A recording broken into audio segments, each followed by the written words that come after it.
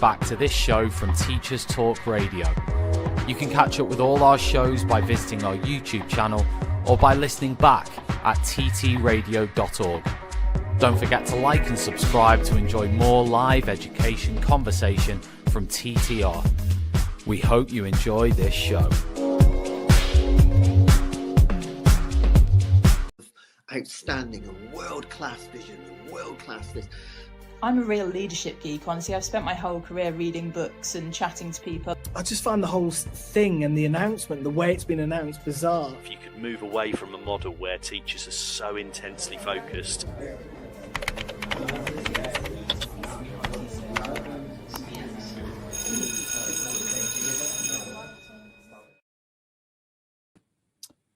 Good morning, everybody, and welcome to Teachers Talk Radio on Saturday, the 20th of December. We hope you've had a good term. We hope that you've broken up. We hope that you survived or thrived, depending on your point of view. Thank you very much for joining us this morning. I've got Jim Gamble with me, who I'll introduce in just a moment. Before we do that, thank you very much to our sponsors and partners on this morning's show. We've got Hachette Learning, who are publishers of professional development books and resources for teachers around the world. Check them out at the Hachette Learning website. And we've also got the Bet Show, which is coming up very fast, actually, on the 21st to the 23rd of January. The Bet Show in London's Excel Centre. Get over there, free tickets available. And yeah, head over there. It's going to be fantastic. We'll be there. We've got a stand we're exhibiting at the Bet Show. Jim, welcome to Teachers Talk Radio. How are you today? All right? Well, I'm good, yeah. This time on a Saturday morning, it's not the best place to be in work, but I think everybody, especially in teaching, understands that work doesn't finish at the end of a normal working day. Sure. Well, listen, thank you very much for taking the time out to speak to us this morning. Really appreciate it, because I know how busy you are. Obviously, we're going to be talking about the Mossbourne Safeguarding review and the report that came from that. Now, I wanted to start maybe by you telling listeners and viewers what your role was within this whole process.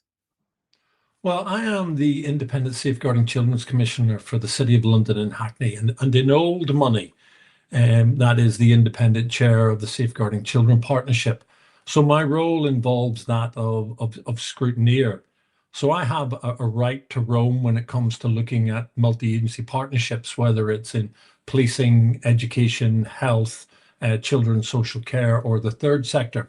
And so any relevant agency to provide a level of reassurance through multi-agency audit and other engagements that, you know, safeguarding standards are being met and that we're all on this continuous journey of improvement.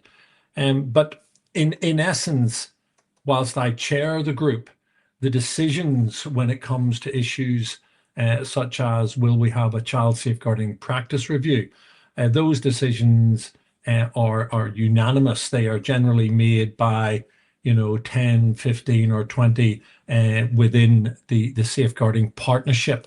So that's where you bring the combined experience of health with children's and adolescent mental health experts in the room, pediatricians in the room, police and criminal justice around youth justice in the room, people with a background in education in the room. And that's brought together so that we make these decisions through the lens of safeguarding first, so through the lens of lessons learned, rather than attributing blame or indeed, we most definitely aren't about conduct. In terms of that, because there'll be a lot of people, including me, it seems quite complex in terms of how the review comes about. So when you said all these people in the room, they're part of the local authority. So we had the website that was set up called Educating Hackney. That then, I guess, fed into the local authority, who then decided that a review would take place. But were you involved in that decision for the review to take place, or are you only involved after that point? No, I was involved in the decision that the review was necessary.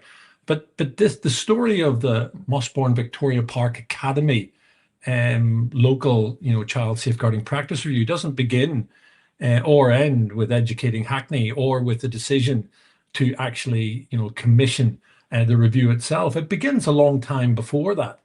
So this didn't happen in isolation, where one day someone got up, read the Educating Hackney website and thought, oh my goodness, this is something that we need to look at.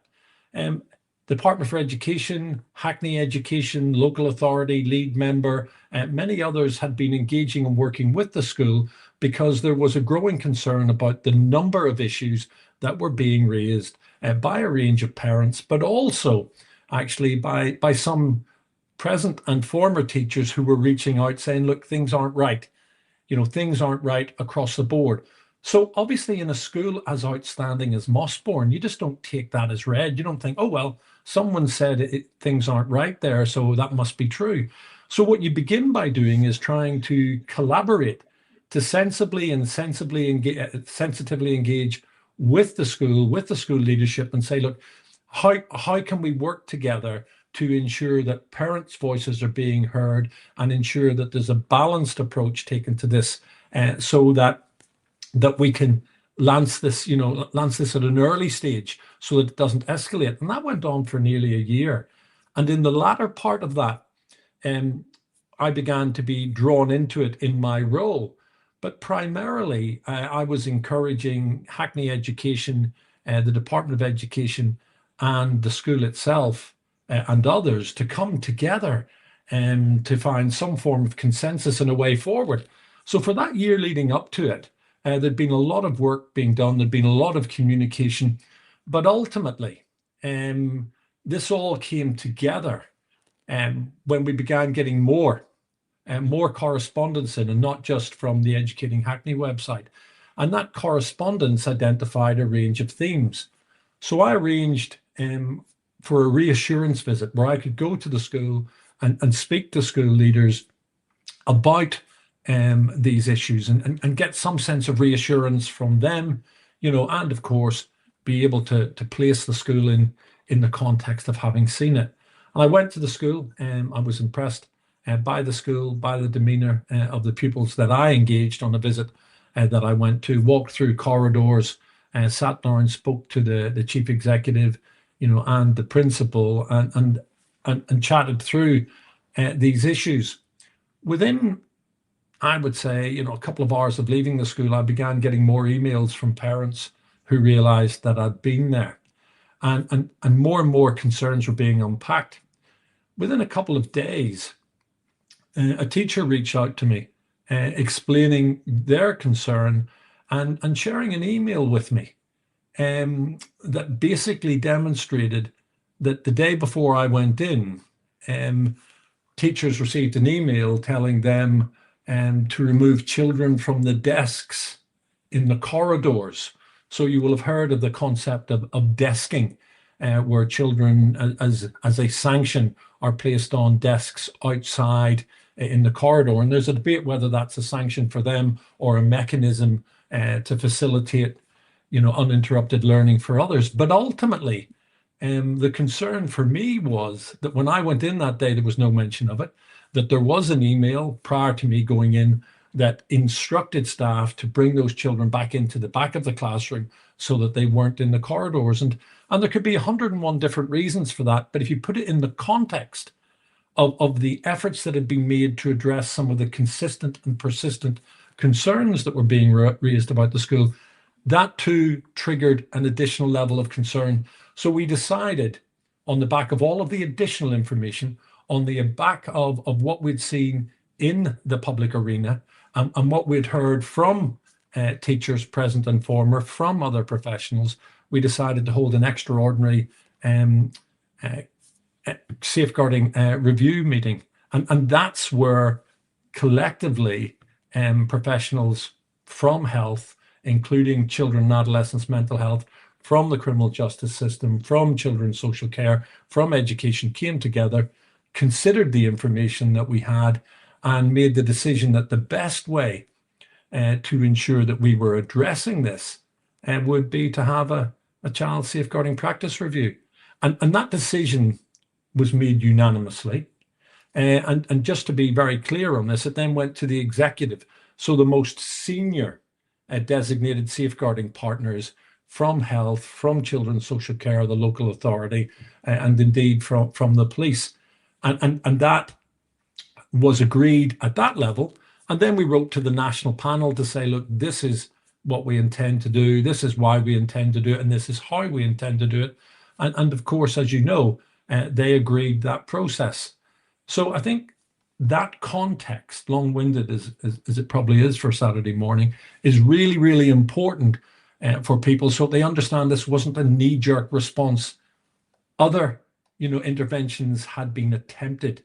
But once you get to a particular point, Tom, and if you're a teacher listening to this, once you get to that point, you really have to address the problem. Otherwise, you're waiting for something to go wrong when people will ask the critical question, when you knew A, B, C, D, and E, why did you do nothing?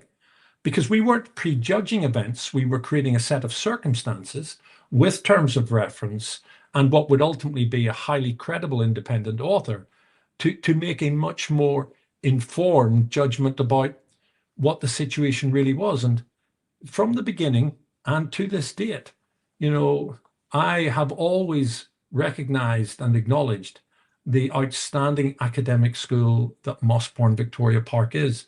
For the vast majority of its pupils, it's a great space that delivers an education that allows them opportunities in life they may not otherwise have.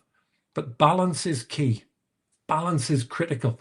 And creating a safe space where all pupils, regardless of their ultimate ability, where they can all come together, live together, learn together, and thrive, is just so important. What was and again, I'm not an expert on safeguarding, okay? You are, right? So what's the threshold that you were looking for to meet where you said this now needs to go to this stage or this level, and you said it was unanimous? Fair enough. So what was the threshold? Because on the report itself, I think 0.1.8, it says a serious child safeguarding case is defined as one where abuse or neglect of a child is known or suspected and the child has died or been seriously harmed. And then it continues, in making this determination, the following definitions from the statutory guidance were considered relevant. And then there's 4 bullet points. It says a serious child safeguarding case, serious harm is set out in paragraph 329, abuse and maltreatment. Now, from what you've mentioned desking there, there's also comments in the report about shouting, not just shouting, but I guess the manner of the shouting. But yeah, shouting fundamentally, desking, and sort of,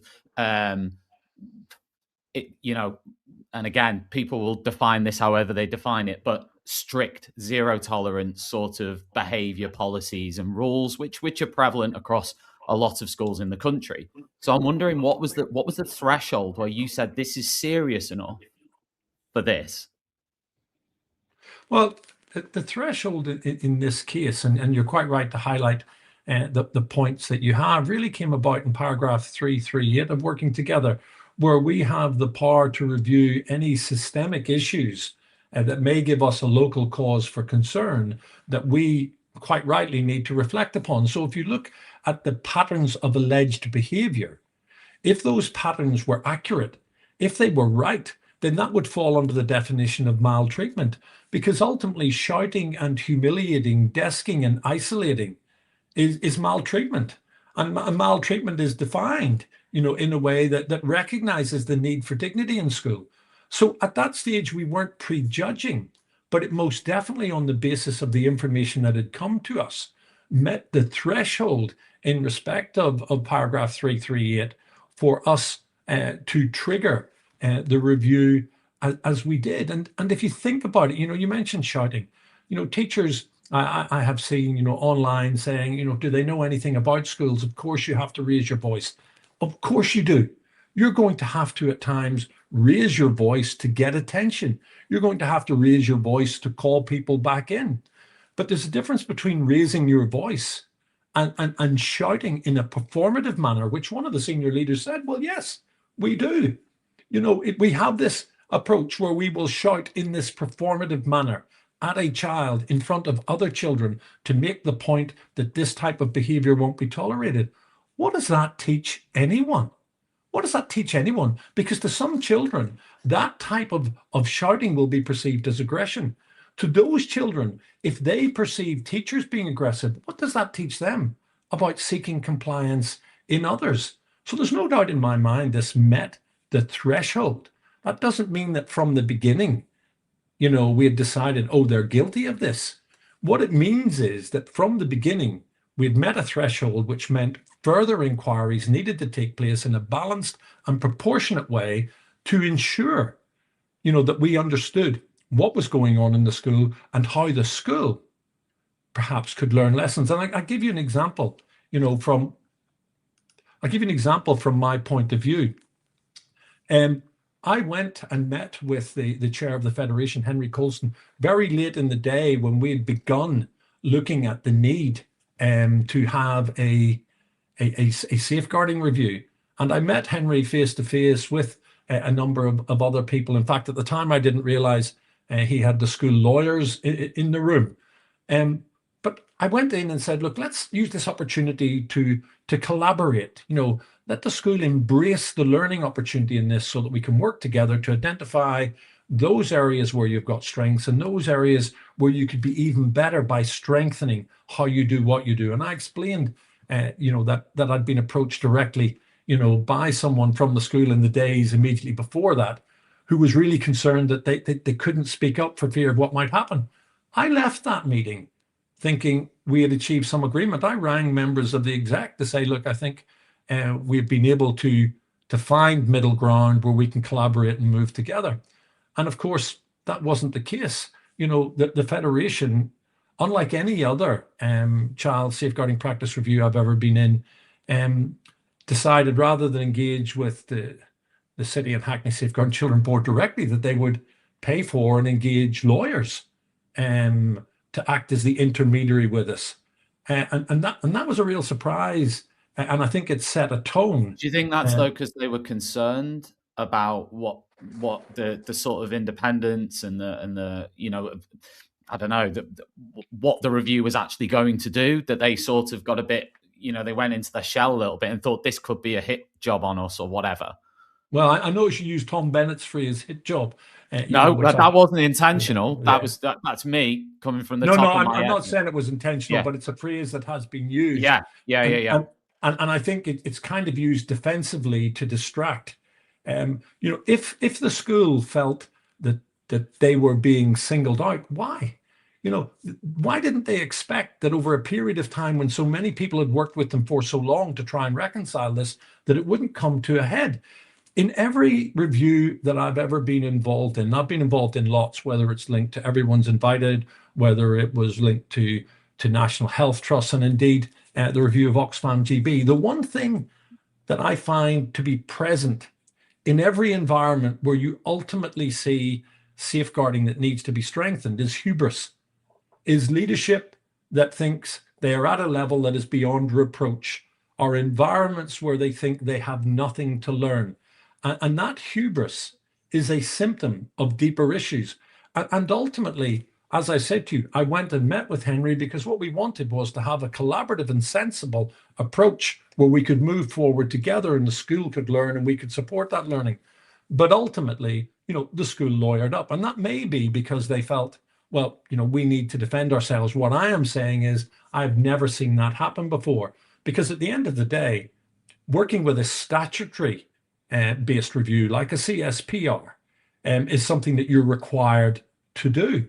So spending money, and I don't know where the money came from that they invested either in the lawyers that they used as intermediaries, or indeed for the KC who they commissioned to duplicate part of Sir Alan Wood's review. But to me, working together is about ensuring good use of public money so that the money that is available, and let's face it, there isn't enough money to support what teachers are doing across the board at the moment. So of course, I don't want schools having to spend additional funds that might better be spent on their SEND cohort, with their teachers or for educational purposes. So I don't understand why they did that. I can see what you're saying, But the fact of the matter is, hopefully anyone listening to this, with fair balance will see, that for a significant period of time, we did everything we could to avoid having a review, to reconcile these issues between the school and those that were concerned internally and externally. So I would refute that. I mean, why have a hit job? This isn't an attack on schools. We've got fantastic schools in Hackney that achieve the balance, providing pathways to better lives through education and supporting those to achieve whatever they are capable of within the restraints that are placed upon them. We live in an area, of significant deprivation. We have high levels of poverty mixed alongside, others who have much more. So blending our schools is critical, and so many of them do that so well. This isn't an attack on schools. It's not an attack on Mossbourne. They achieve fantastic academic outcomes. This is a concern about that school because of the weight, consistency, and persistence of the concerns that have been raised against them. And at the end of the day, Sir Alan Wood's report, and my feedback, even from people at the beginning who said, look, my child goes there, I think it's a great school. Even some of those people have come back to me to say, do you know what? I do see evidence of what Sir Alan's saying. And whilst it's okay for my child, I can see how it's not okay for others. So I think we've got to get beyond the adversarial nature of this. We've got to get to the next level where the Board of Governors, the trustees, who have shown an absence of professional curiosity when it comes to digging into the data that indicates that there is, in fact, disparity, there is disproportionality. And you can't sweep that under the carpet by saying, well, that's represented nationally. Is it represented nationally in your school, if you're a teacher listening, that, if you're a Black Caribbean boy, you're going to be 5.1% more likely to be in the behavioural support unit of the APC? Is that the case in your school? I'm not sure that it is, and I'm not sure that's in national representation. If you're a Black African boy, that you're going to be, over 4 times more likely than your white counterpart to be in BSU or APC. Is that the case in your school? In your school, do you shout performatively at children in the playground in front of others to humiliate them? So I think, people need to begin looking through this through their own experience and their own eyes. But we wanted to avert this. This is not an attack on schools. It's an opportunity, certainly, for schools to reflect and learn. And it's a critical opportunity and a watershed moment for MVPA. And I haven't seen a response from their governors, their trustees who are responsible for oversight, to say, we accept these recommendations. We're now moving at pace to address them. I haven't seen that. And that's worrying when you get this type of learning, that the impression I'm getting and the danger about people typifying this as a hit job or, as a malicious, kind of attempt to target one school. The danger in that is that some of the leadership team and some of the governors will think, well, we've got support, and that's why I was so concerned about that particular blog from someone who is working with the Department of Education as a behavioral, expert. I mean, when someone in that job, no matter how they try and caveat it as being personal, comes out and decries and belittles and undermines a report from someone with the impeccable credentials of Sir Alan Wood in this field, then no wonder people in governing bodies think, well, maybe it's not really that good a report and perhaps we don't need to read it. I've even seen people speculating online that Alan Wood, the author of the review, is a social worker. Do you know what his background is, Tom? I don't know. No, because I've seen that speculation about him being a social worker. He was a history teacher. And as a teacher, he specialized in behavioral issues within schools. Sir Alan Wood, the author of this report, was instrumental when he was working in Hackney for bringing Mossbourne there. He worked alongside, Sir Michael Wiltshire. And I'd be really interested to hear what Sir Michael Wiltshire thinks of where we are now and the way this particular debate is being handled. But not only did he help bring Mossbourne there, Sir Alan Wood helped bring another 6 academies at least there. To my understanding, he worked with the Department of Education in the previous government to create the Wood Review, in 2018, which looked at how we can change the way we reflect on safeguarding, across the board with local authorities and relevant agencies like schools. So he's someone with impeccable credentials. And I thought if I was going to get pushback, if we, the city and Hackney Safeguarding Children Board, were going to be pushed back on conflict, it would actually be from parents and carers and critics of Mossbourne, because Alan had that particular background. So if you're going to attack the author's credibility, you need to do your homework first, because this is someone who's embedded in education, who's worked to help improve it. And from the individuals, including some of the governors who have engaged with him since the review, there is a genuine sense in those who are not becoming incendiary that there's a piece of work to be done in the aftermath of this. And that's going to require collaboration. That's going to require, calm heads, where we can think, how do we make this school even better? How do we make it even better by making sure that no matter who you are, you can go there and get the best opportunity of an education? One of the things, thanks for that. I mean, we'll come back to that maybe at the end. We'll circle back to it. But one of the things I wanted to ask you about is the evidence. So we've talked about the threshold. So you've sort of explained that you felt the things that had been submitted, whether by the Educating Hackney website, whether external to that, the things that have been submitted by this group of parents and some teachers and some other people about the practices that were happening had reached the threshold in you and others' view of this safeguarding review. The bit I wanted to move on to next was the evidence itself. So many allegations in the report, from reading it, were they independently verified? How were they fact checked?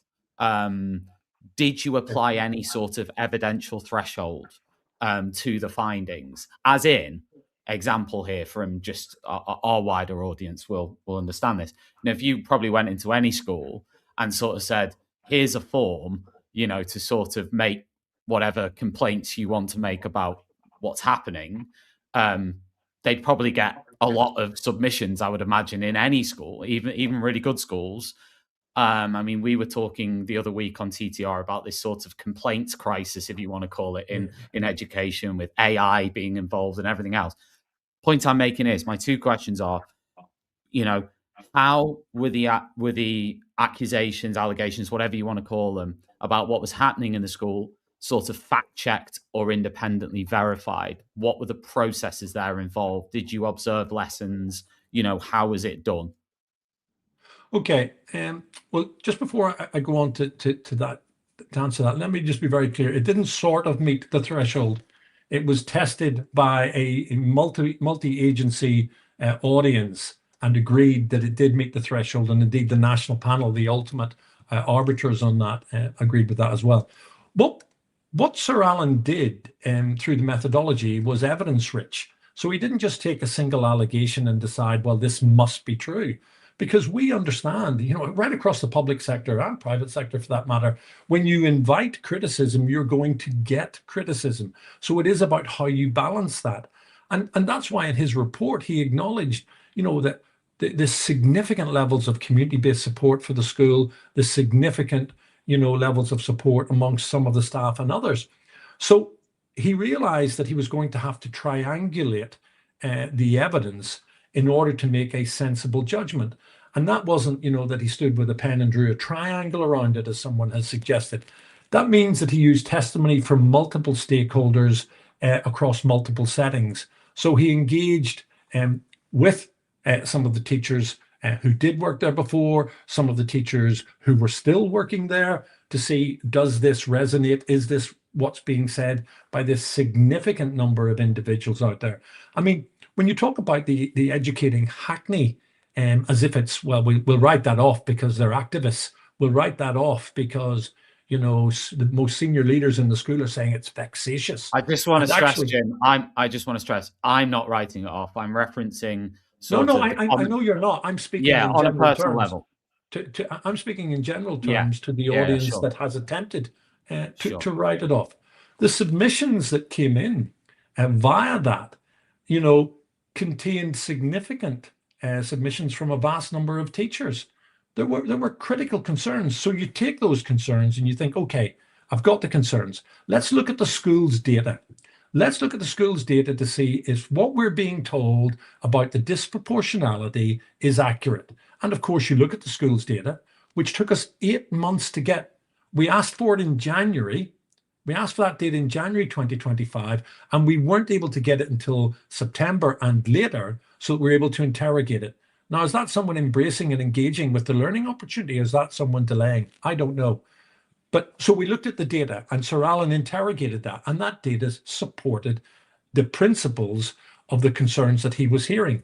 He then, spoke to some of the senior leaders and some of the trustees, and you had trustees saying, "Look, I've raised issues with some of the leadership team, and said, look, the shouting isn't appropriate, or why is that being done?" To be told, well, that.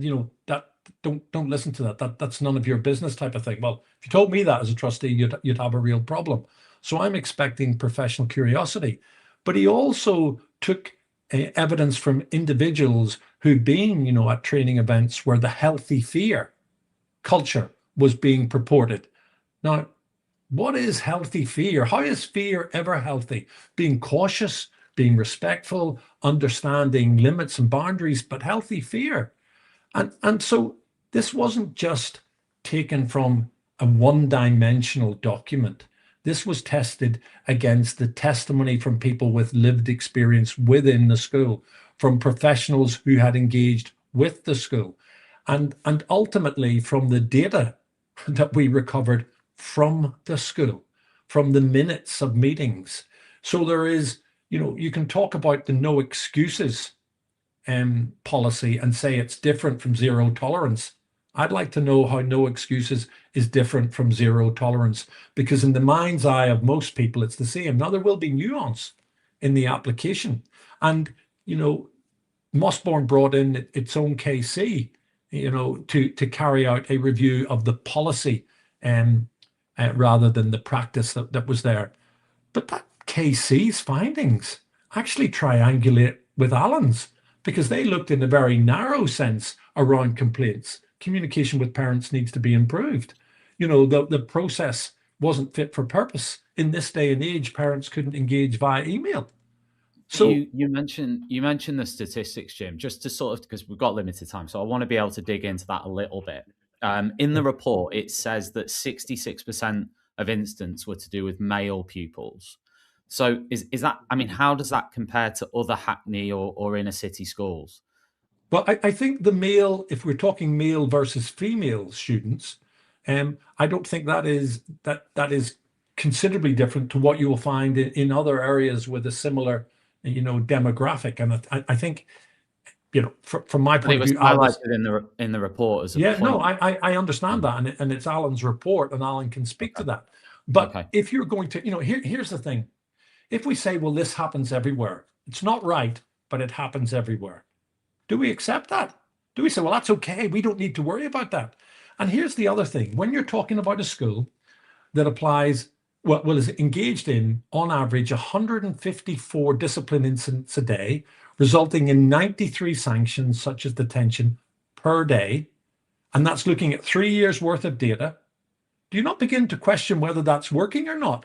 Because if you've done it in year one and it hasn't reduced the incidences in year two, there's a problem. If it hasn't reduced the incidents in year three, there's a problem. There'll be those though who would respond to that, Jim, by looking at, for example, the parental surveys that came in. So if what you're saying is right, and that the parents, who are obviously key, aren't happy with it, in the survey carried out, I think in the March of 2025 by MVPA, they got 429 responses, which sounds a lot from just looking at it. And 92% felt their child is safe at the academy. 95% agreed the school has high expectations of their child, and 91% thought pupils are well behaved. So does that mirror with what you're saying? But then you need to look at the percentages at the bottom end of that, where parents are saying that, their concerns about bullying, their concerns about communication, and their concerns about how particular children are treated, because that shows you're talking about the 10% minority. Well, for me, a 10% minority of parents, at the end of the day, if they're representing 80 children in that school, and they may have more than one child, that's a concern. It should be a concern to any teacher. But how does that compare to other schools, though? For example, but we're not examining other schools at this moment in time. That's for other schools to take this data and make that. What I am saying is, if you're going to use their own survey, which is fine, and I absolutely do think it's a great thing that they did it. I think the year before they only had 179 people participate in it. So the heightened tension and the appeals from the school, I'm sure, will have influenced more people to come forward. And as you've said, if under certain circumstances you ask people to give you an opinion, they will give you one. But even at that, if you drill into the data and go down, so it says where about bullying and where there are issues about communication, you'll see that you've got much higher percentages, up to 20% in some of those cases where parents have concerns. So it's a mixed bag, and you're never going to get 100%. But where's your threshold? Tom, in your school today, are you going to be content if 20% of the parents aren't happy about the mechanism that you have to communicate with them? Are you going to be content if a KC comes in and says your communication and your complaints process is not really fit for purpose, and then someone of Sir Alan's comes in and says, I agree with that, and the impact of it is this? Are you going to lie back and say, well, other schools might be similar? Because that's not been our finding. In fact, when you look at the significant minority who reflect their concerns through that, those concerns are reflected in the 2016, the 2021, and the 2023 Ofsted report, and they're reflected in the contemporary engagement with Sir Alan Wood in the lead up to this. So we can talk about this, about how it was done, why it was done, and when it was done. But the fact of the matter is, I'm glad it was, because there's a significant minority of children who are disproportionately, impacted by the no excuses policy, by the lack of agility or flexibility to be able to make adjustments for our children with special education needs and disabilities. Those children should be safe. Those children should be nurtured. And I'm not stupid. I know that in classrooms, my wife was a teacher for 30 years, taught in some of the Belfast schools in areas that are very challenging. I know that it's difficult for teachers when students become physically or verbally abusive, and measures have to be taken. But that's where you test the character of teaching. That's where you look at the application of moderated, proportionate approaches. My eldest daughter is a special needs teacher in an MLD and SLD school. I know the challenges that are there for teachers. This isn't about decrying them. This is about celebrating the teachers who are getting it right. And you know what I'd be really proud of if I was a teacher? Those teachers that came forward, because there is a culture, whether it's a perception of that or not, the impact of it is that some teachers in that school feel they cannot speak up or speak out for fear of the consequence. There are parents in that school. Whenever I got 15 emails in the immediate aftermath of my visit to the school, I wrote back to them and said, please go directly to the school on this. And if you can't get satisfaction at the school, go to Department for Education. But what we learned was those parents had lost confidence in the competence of the school to deal with them. And when you look at the absence of low-level complaints, when you look at the absence of data recording, you've got to simply ask yourself, what have the trustees been doing? Because one of the things that we should have got by reassurance is trustees saying, well, you know what, in a borough like Hackney, we're very actively anti-racist. So we're looking at this data all the time, and we're looking at it and we're drilling into it to try and understand why particular groups, are being more disproportionately disadvantaged than others. But we don't see evidence of that. So trustees across the board, not just in MVPA, but in other places, can choose two types of approach. One is observational, where you just listen to the briefings you get. But two is actually proactive scrutiny, where you question, where you dig deeper, because your role, you are individually and collectively responsible for how the school operates beyond the executive control, obviously, of the chief executive and the senior leadership team. So I don't want, as we're approaching, kind of near the end of this, for people to go away thinking that the City of Hackney Safeguarding Children Board, is targeting schools. Absolutely not. We are celebrating schools. What we are doing, though, is we're focusing on the lived experience of our families, of our children and young people, to make sure that wherever they go to school, they have the best possible opportunity. And I don't want children going to a school like Mossbourne Victoria Park Academy, which is outstanding academically, and actually feeling pushed out. Why shouldn't they have the opportunities that a school like that provides?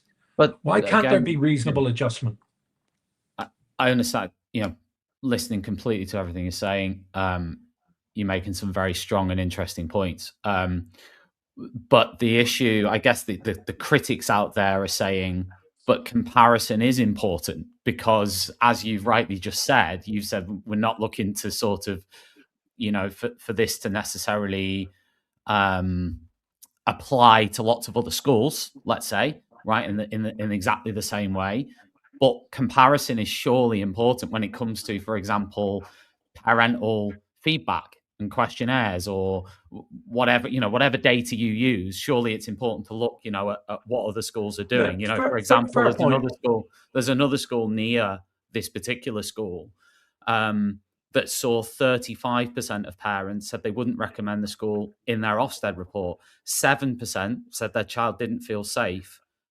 So it's how that's a comparable school nearby. Another school, different school that's also near the school, had only 2 parent responses to Ofsted.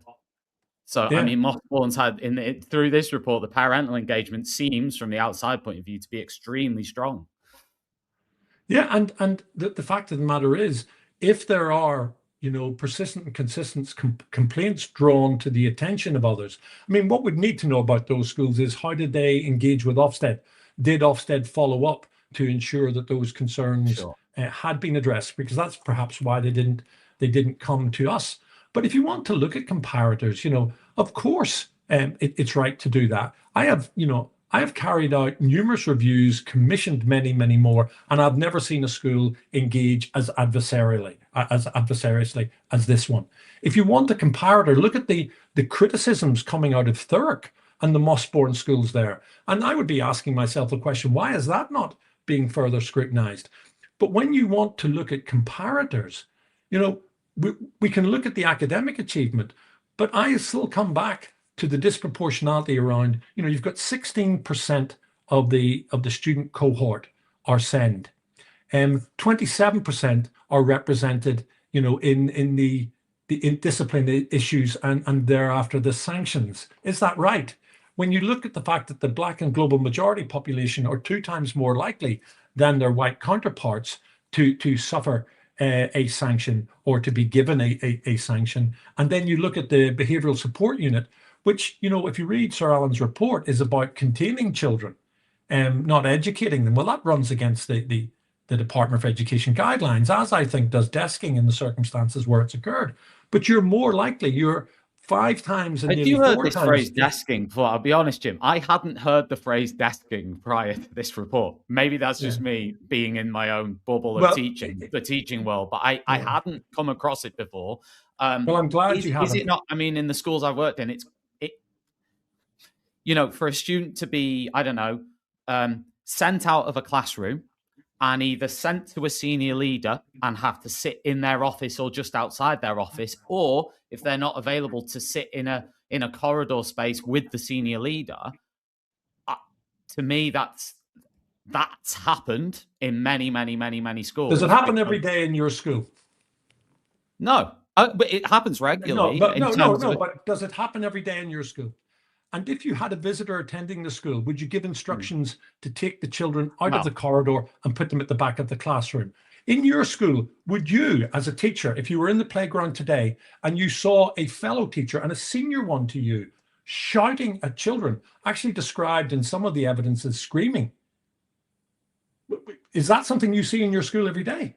Because if we want comparators, every teacher out there, do your own comparator. Ask yourself whether your children are being disproportionately represented in the way that the statistical basis of Mossbourne's own data indicates that these children and young people are. I don't want to castigate. I want to engage. This is about learning. This is about positive change. We're not a conduct organization. It's for the Board of Governors to decide whether within this the data that they now have from us, from Sir Alan Wood's review, whether they want to investigate that further to establish who did what, where, and when. And we've passed the themes to them. We've also passed to the Board of Governors a number of names where there's specific allegations about specific individuals. And in your school, tell me this, Tom, if you were the most senior person in the school or one of the senior leadership team and a complaint was made against you, would you pass that to a subordinate to investigate? Do you think that's a proportionate response? Would that fill you with confidence that one of your senior leaders were being investigated by a subordinate? There's no doubt by anybody reading the report, and this is including all our listeners and viewers that have fed in, there's no doubt that even the critics of the report would have said that, you know, every school in the country, I mean, you would struggle to find a single school or school leadership team in the entire country that wouldn't have weaknesses or things that they've done. Also, in you know, to take into my career and reflective points that they need to address. In my career, you know, I'm up to nearly year 20. I've seen that, you know, lots of things like you just described from, you know, I guess the point comes to whether you judge something to be systemic or not, because you can go over the last 20 years, you know, and yeah, I could give you examples of incidents, singular incidents involving singular members of staff, because that's like saying, you know, in any profession, there aren't individuals who aren't doing the job. Individuals aren't the issue. It's when the leadership. I'm not disputing that. So if you're going to have, you know, no excuses, then let's play that back to leaders. No excuses. No excuses if you allow a culture like this to plant seeds, if it's then fertilized by the behavior of some of your own staff, and if it's not then scrutinized by your governing body. And I would like to think over your 20 years that you have used a safeguarding first lens, that where you see this type of conduct or behavior coming from those in positions of authority, that you challenge it. And that's what some of the teachers haven't felt able to challenge publicly, but they've felt able to share their concerns privately. And if that was just one, well, then you'd say, okay. But, you know, they're being written off by certain people linked to the school as well. They're aggrieved. You know, they're just individuals. You know, they've got some point to score. The evidence proves that's not the case. It's time now to move beyond the adversarial nature of this and begin a process of rebuilding confidence in the competence of the school, not just to do what it does well, but to change the way it deals with the most vulnerable children that it hosts, engages, and hopefully educates. Did you get contacted in the review by parents who were very much sort of against what you were sort of saying? I mean, during the review process, I mean, did you seek out the views of this, however, percentage of parents who think different? I mean, some parents did approach the review. We know there were 300 signatures plus went into newspaper. All of that, I think you'd have to ask Sir Alan of how he took account of that, but I know he did. In fact, I'm saying you'd need to ask him. What you'd need to do is read his report, because he actually articulates that within the report. So this is not an Ofsted inspection. You know, and Ofsted inspections need to be radically improved, and I hope they're moving in a direction where their lens focuses more on SEND, focuses more on behavior, because their own reports actually all had hints of the systemic issues that we're building over a number of years here. But at the end of the day, you can see in Sir Alan's that he recognizes the school's strengths.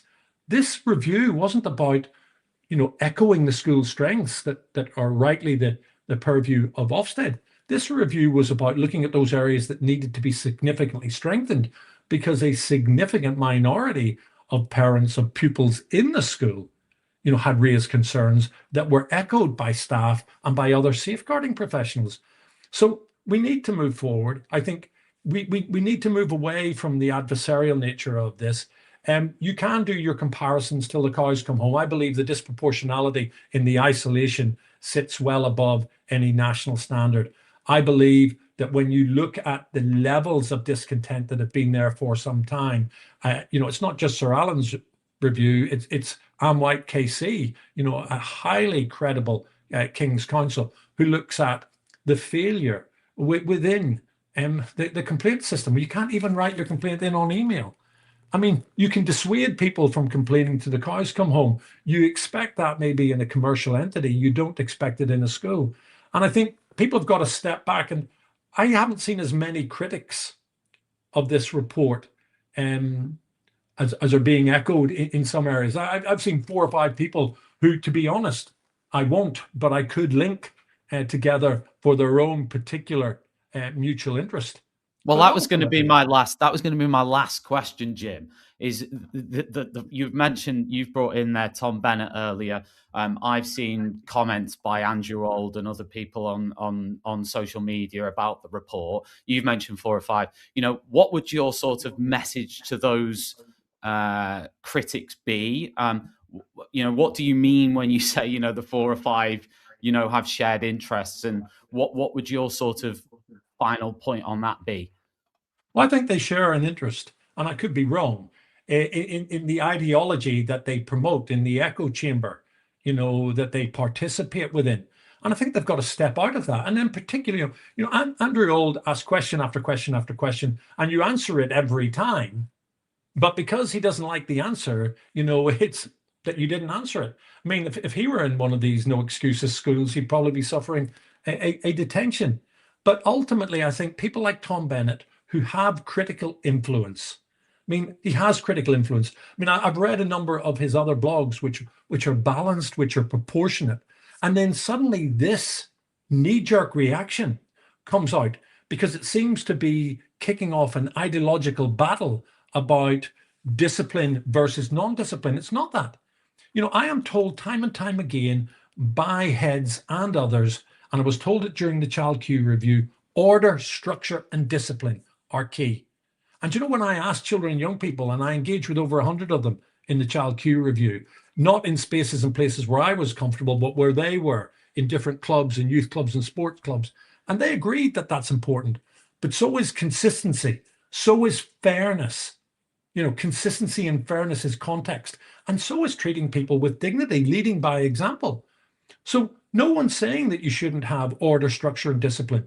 But the context within which it's delivered needs to be about, consistency, fairness, dignity. Set the example for your children, no matter how difficult that might be at times, so that they can grow, to be better people on the basis of the example that you have set. So look, thank you for your time today, Tom. I really appreciate it. And I thought, about coming on because it's always difficult in the heat of a moment.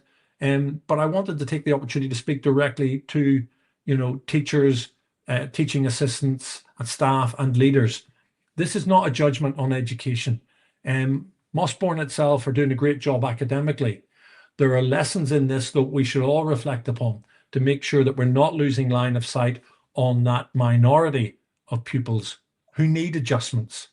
Don't be the person that goes onto Twitter and laughs about someone needing, a fidget toy. I mean, you just demean yourself when you do that. Be the person that reflects on how can we make sure that everyone can achieve their full potential, no matter how that's limited within the education system that you work so hard to deliver. Jim, I want to give a special thanks to you for coming on and sharing your context and sort of everything really about the report and where it's come from. Really, really appreciate it. I'm sure we've got lots of viewers and listeners. We've had quite a few comments actually throughout that I haven't had a chance to share, but we've got lots of people who are coming on and sharing their views on what you said. So huge appreciation for coming on, and thank you. Thank you. Cheers, thank you, Tom. Hi. That was Jim Gamble, who was part of the Mossbourne Safeguarding Review. Just another shout out to our supporters and partners at Teachers Talk Radio, Hachette Learning. They are providers of professional development books and resources to schools around the world. Level up your professional development today by visiting them at the Hachette Learning website. Check it out just in time for Christmas.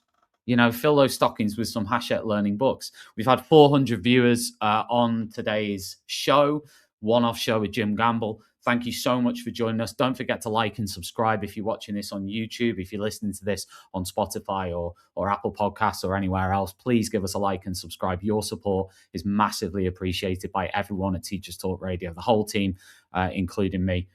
Really appreciate your support and engagement with what we do and what we try to do. So yeah, what an interview. Really, really interesting. So many points to go away and reflect on, and so many things to think about and move from. I think tomorrow on Teachers Talk Radio, we're going to continue this conversation with a little reflection on what we've seen and heard over the last week or so in this story. So tomorrow at 10 a.m. on Points of View.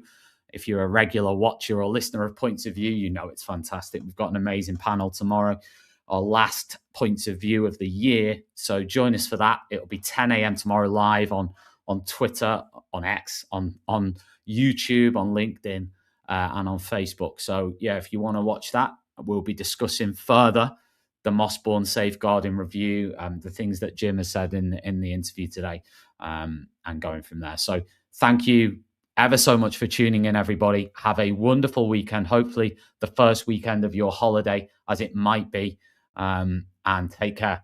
See you soon. Outstanding, a world-class vision, a world-class this.